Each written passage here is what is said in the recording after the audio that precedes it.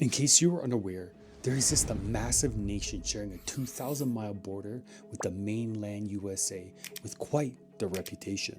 A lot is said about this country, and the opinions held about it vary massively. If you listen to those sympathetic to the history of Mexico, you'll be told a story of a vibrant, resilient nation, a country boasting one of the most culturally rich indigenous histories on earth, which, despite its struggles, has survived centuries of colonial exploitation, territorial theft, and modern economic and armed sabotage waged against it by its northern neighbor.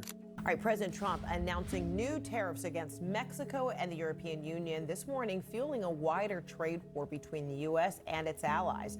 You'll hear about how it birthed one of the most progressive constitutions in modern history and how its people maintain an unbreakable spirit of solidarity. But who cares what's said about Mexico? Why would you? It's just much easier to believe what these guys tell you. And stop this onslaught, this invasion into our country, John. Well, I mean, this is the behavior of a failed state. I mean, you have no control over your borders, therefore you're not really a country in the most basic sense. Mexico is a failed state. It is now a narco state. We have a failed state on our border and no defense. Wait, what? No, this is a fabrication. It's a result of splicing together centuries of xenophobia to form a narrative that ignores basic economics and geopolitics. In reality, Mexico currently has one of the largest economies in the world, surpassing the economies of Australia, South Korea, and even Spain. In 2019, it surpassed China and Canada as the United States' #1 trading partner.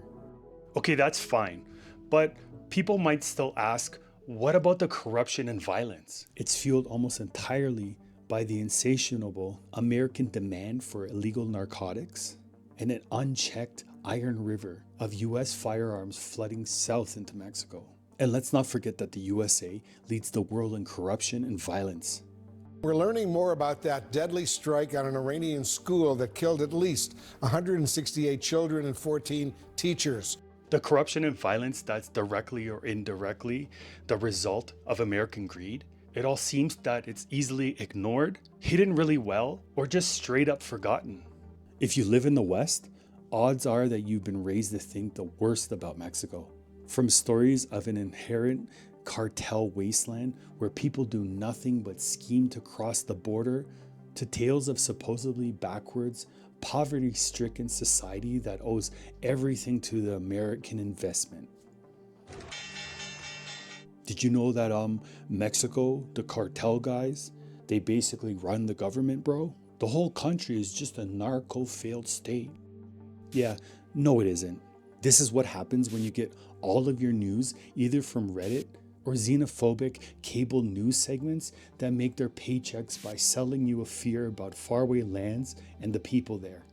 You surely heard about the violence and economic hardships in Mexico, which are supposedly solely the result of Mexican corruption, and not the direct byproduct of the US so-called war on drugs. A war where the US profits and consumes drugs, provides tens of billions of dollars in illicit cash, and arms the cartel to the teeth, all while outsourcing the actual bloodshed to Mexican soil. Some people here in Mexico are suffering from genuine systemic issues and poverty. My goal of this video isn't to sell you the idea that Mexico is a utopia. It's to fill you in on an alternative perspective that gets relentlessly demonized in the West. The U.S. State Department is telling Americans in Mexico to shelter in place as law enforcement tries to regain control of cities that have fallen into chaos in the hands of the Mexican cartels.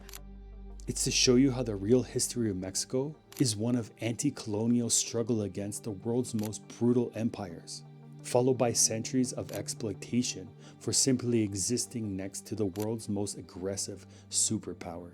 In 1519, the infamous colonizer Hernan Cortes landed on the shores of what is now Mexico. Prior to his conquest, the region was inhabited by massive, incredibly advanced indigenous civilizations. When the Spanish arrived in the Aztec capital, which is now Mexico City, they were stunned. It was a city built on a lake, larger than Paris or Naples at the time, featuring highly advanced aqueducts, botanical gardens with street sweepers. There were also floating agricultural islands. Oh, and get this, they had a zero waste management system that was so efficient that there are no archaeological record of garbage dumps in the city from back then. The reason I'm telling you all of this is to weed out the presumptions that many Westerners hold about indigenous societies and the perceived superiority of the European way of life. The Spanish didn't bring civilization to Mexico. They brought disease, destroyed their capital city, and built Mexico City directly on top of the ruins. Yeah, they actually put churches on top of every important site that the Aztecs worshipped and started a brutal system of colonial looting.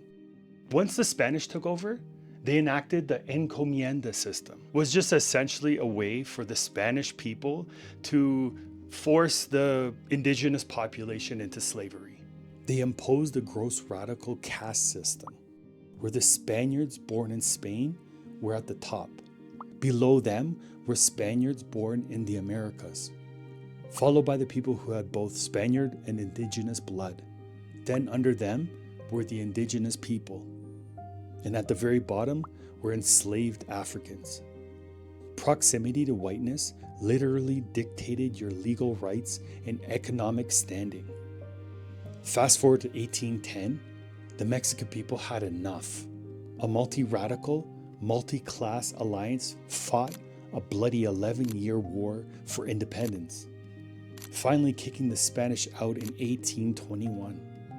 They even abolished slavery entirely by 1829, decades before the United States did. Mexico's independence was a massive victory, but they failed to consider one very important thing: the audacity of the United States.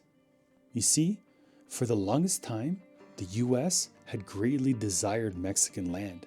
Operating under a white supremacist ideology known as manifest destiny, which was the belief that the United States was chosen by God, and it was chosen to expand its domain and spread democracy and capitalism across North America, from the Atlantic to the Pacific.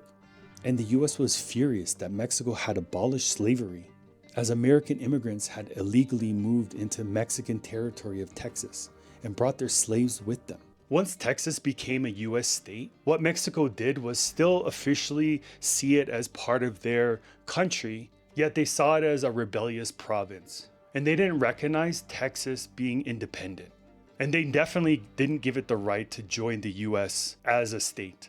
So what did the US do? They did exactly what the US does best at doing. They provoked problems at the border in 1846, just to justify a full-scale invasion.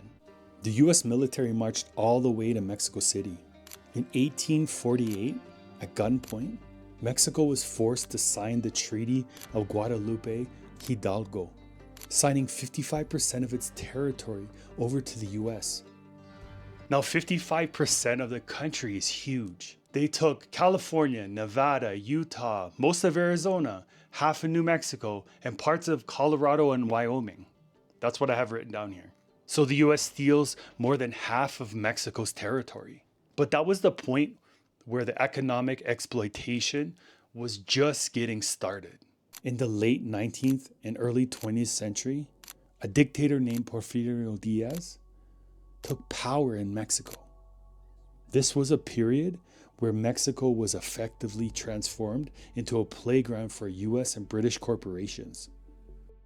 By 1910, American investors controlled 130 of Mexico's 170 largest enterprises.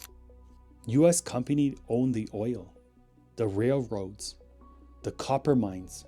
Foreigners owned roughly 35% of Mexico's entire landmass, and Americans alone owned more than half of the country's total wealth at the time. Meanwhile, the vast majority of Mexicans were landless peasants, working as servants of massive haciendas, which just means large land estates, plantations, or mines that were owned by a tiny, light-skinned elite.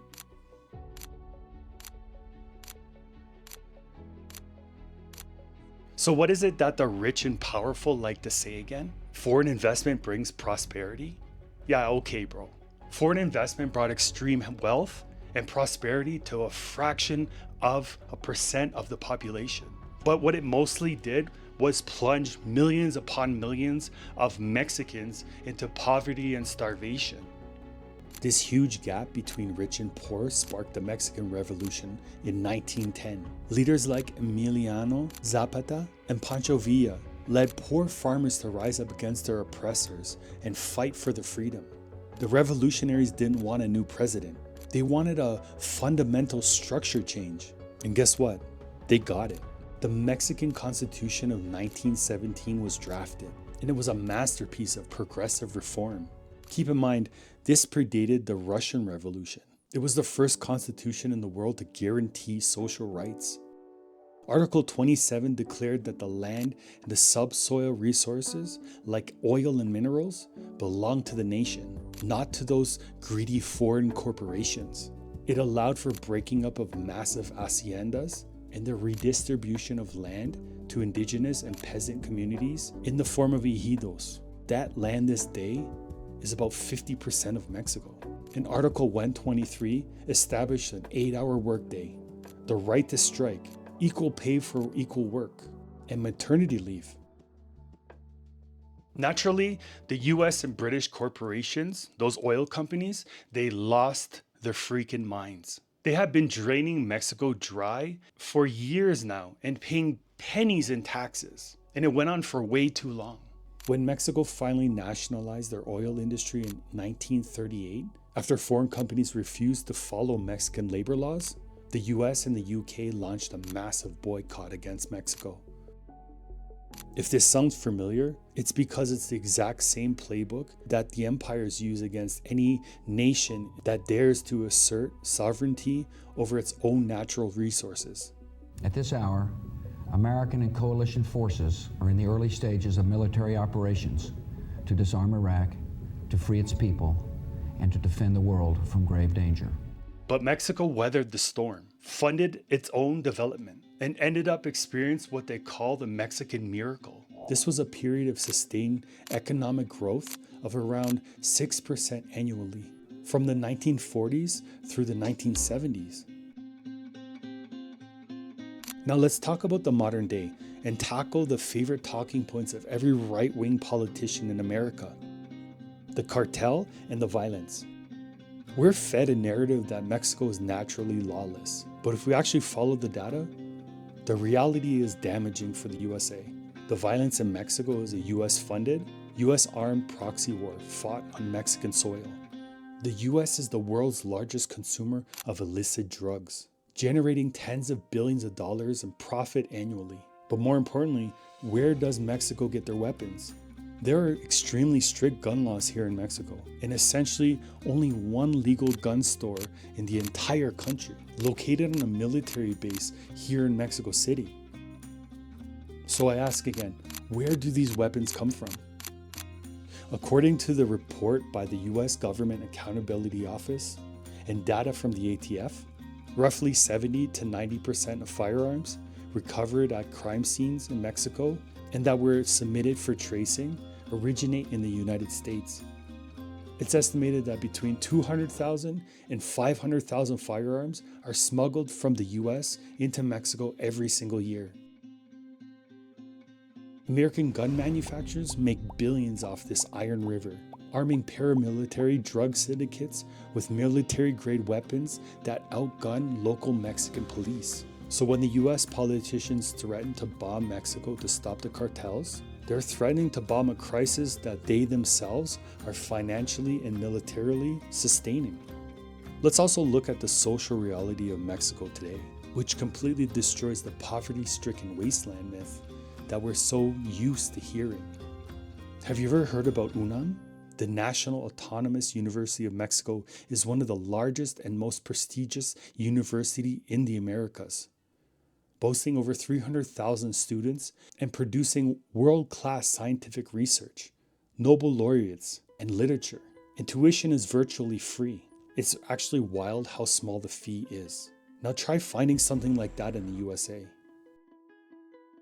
Furthermore, apparently under recent years, Mexico has made massive strides in poverty reduction that Western media just conveniently ignores. According to Convial, the Mexican government's official poverty measurement agency, between 2018 and 2022, approximately 5.1 million Mexicans were lifted out of poverty. The minimum wage was increased by over 100% in real purchasing power over a 6-year period. And they even added universal pension programs for the elderly. Now, while these changes are huge, those same analysts also point to a major setback: access to healthcare.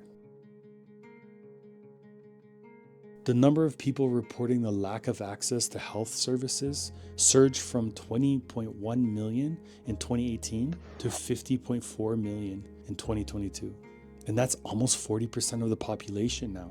This was caused by a complex transition between national health insurance systems.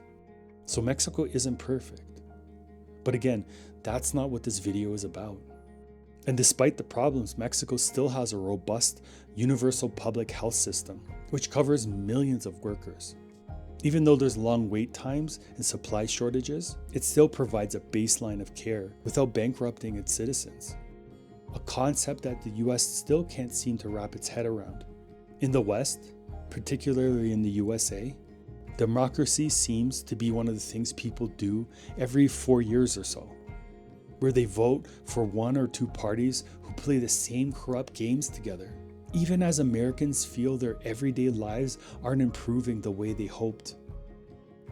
In Mexico, political engagement can be very strong. And voters recently elected the first female president in North America's history by a large margin, showing how public sentiment can shift and reshape a country's direction, for the better or the worse. I know things in Mexico are complex, but the story of Mexico is not a story of a failed state. It's a story of immense resilience. It's a story of people who threw off the Spanish Empire, survived having half of their country stolen by the United States, dismantled a foreign-backed corporate dictatorship, wrote a groundbreaking constitution, and are currently navigating the fallout of Americans' drug crisis armed by American guns and money. Let this video exist to highlight the dignity and durability of the Mexican people. They don't need American intervention. They need the empire next door to stop exporting its weapons and insatiable demand for narcotics.